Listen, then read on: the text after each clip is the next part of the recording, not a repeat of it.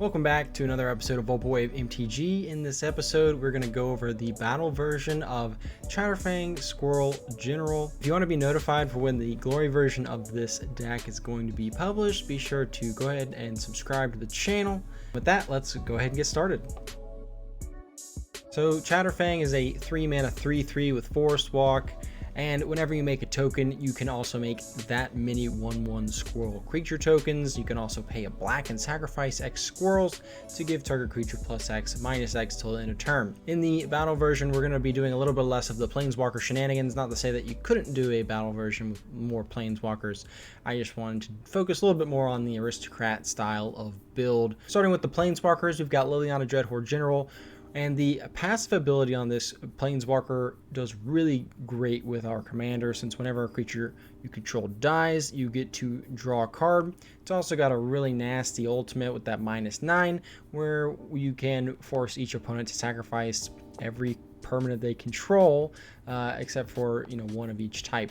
And we have a few ways in the deck to actually kind of accelerate to Liliana and get to that ultimate a little bit quicker. The next one is going to be Tavish Sat, Doom of Fools. That +2 to create two 0/1 black thralls is going to be really great, since we get to make two 1/1 squirrels. In addition to that, we can also sacrifice some stuff, get to draw a lot of extra cards, and that -10 so we can steal our opponent's commanders if we ever get to that point. Moving on to the creatures, we've got a few ways to capitalize on our commander making extra scroll tokens whenever we make tokens, stuff like Grim Hireling, so we can make treasures. We've got Tendershoot Dryad, which will make a Dryad at the beginning of everyone's upkeep.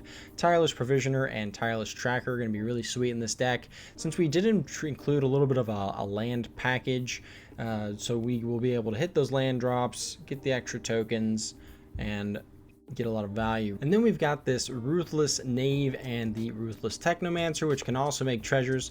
And Ruthless Knave is actually going to be one of our combo pieces in the deck, since we've got that ability to sacrifice a creature to make 2 treasure tokens. If you have a Parallel Lives Out or a doubling season, what's going to happen is you will end up making 4 treasures. And when you make those 4 treasures, you're also going to make 4 squirrels. And from that point, you can pay 3 with the 4 treasures you just made, sacrifice one of the squirrels you just made, and from there you will be able to make 4 more treasures, 4 more squirrels. And this is going to compound itself. You can do that over and over again, because you're gonna net 1 treasure every time you do that loop. And then from there you can use one of your outlets to either ping the table down or draw out your deck. Then we've got another combo in the deck with this Scurry Oak, which whenever it gets a +1/+1 counter, you can make a squirrel. With this Ivy Lane Denizen, whenever a green creature enters the battlefield, we can put a +1/+1 counter on another creature.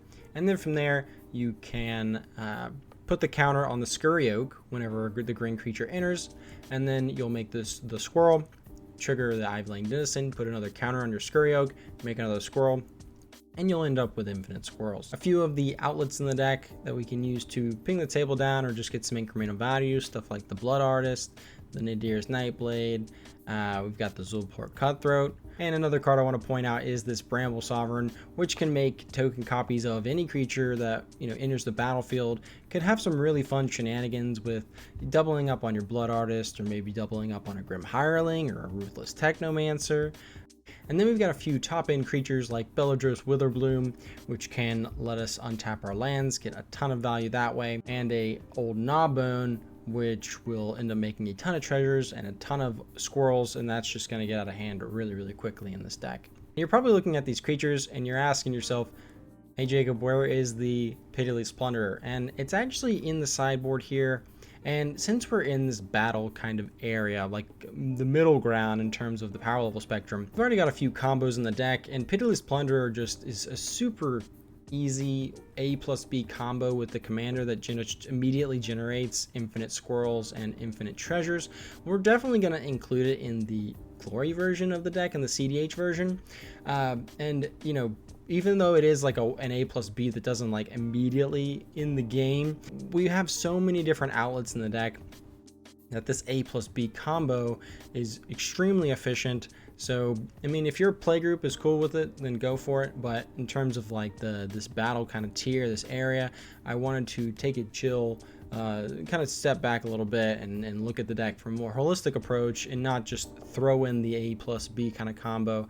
I know it's like a super strong card in Chatterfang, and that's why I decided to not put it in this version. But, you know, if your play group is cool with it, then go for it. It might be a good thing to kind of talk about in your pregame discussions if you do end up brewing a deck around this kind of power level. You know, say, hey, I've got the A plus B going on. And then if they're not cool with it, you still have some other really sweet combos in the deck. Moving on to our sorceries. Awaken the Woods, new card from the Brothers War, wanted to include. Since you can pay X, make a ton of those forests, and then because they are tokens, you're also going to be making all the squirrels. It can be a lot of fun, and since we do have like these landfall triggers in the deck, stuff like Tireless Provisioner, Tireless Tracker, the Scoot Swarm, you could end up making a ton of tokens, just overwhelm and swarm the board with this one spell, so it seems super sweet. Then a lot of our ramp is going to be included in the sorceries with stuff like the Cultivate, Nature's Lore, Ramp and Growth, 3 visits, and then Hour of Promise is going to be really great for getting out some of those utility lands in the deck. We've also included a Damnation as a board wipe, and a few tutors like Diabolic Intent and a Grim Tutor.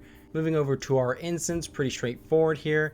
Basically just upgrading our removal essentially, added a little bit of protection with stuff like the Heroic Intervention, Second Harvest, so we can double up on all those tokens that we have, and we've still got that Plumb the Forbidden to kind of save our board in case there's like a board wipe or something going on. In our artifacts, pretty straightforward. We've still got the Skull Clamp. We've added a Bootlegger Stash since all of our lands can make the treasures, which will in turn make a bunch of those squirrels. The Idol of Oblivion is still sweet since we get a little bit of extra card draw out of it. And then our Phyrexia Mana, so we can sacrifice some of those squirrels, generate a little bit of extra mana. Could be super sweet. And our enchantments still have stuff like the Bastion to, you know, ping our opponents down, Vampiric Rites for extra card draw. Then we've got the Parallel Lives and the Doubling Season that will double up on our token generation that we talked about earlier, especially with that Ruthless Knave. And the Doubling Season can also allow us to immediately ultimate a Liliana when it enters the battlefield, since it's going to enter with twice as many counters. And then from there, you're basically just going to end the game with those 2 cards. Really sweet. And then a Dictate of Erebos, so whenever we sacrifice those squirrels, we'll be able to force our opponents to sacrifice creatures as well. Going to make it really hard for our opponents to maintain a board state with creatures with this card out.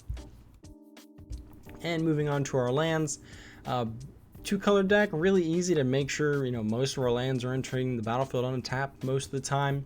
We've added a lot of really cool utility lands. Field of the Dead's going to be really great with our land package that we've included here. Argoth, Sanctum of Nature. We don't have the other card that it melds with, Titania, but we still get to pay 4 and make a 2/2 green bear if we don't really have anything else to do. So pretty sweet interaction there. Bojuka Bog to help us deal with our opponent's graveyards. Takunuma, just free real estate essentially.